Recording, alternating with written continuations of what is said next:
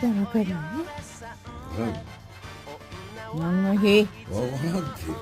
1月31日は何の日？わからん。1月131や。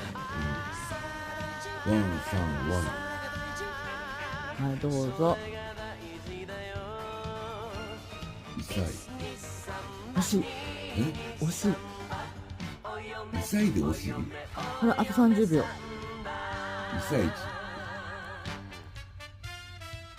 サマだと。え、サバと。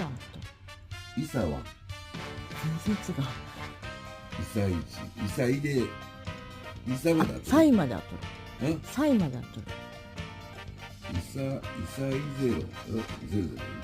1。はい、アウトー。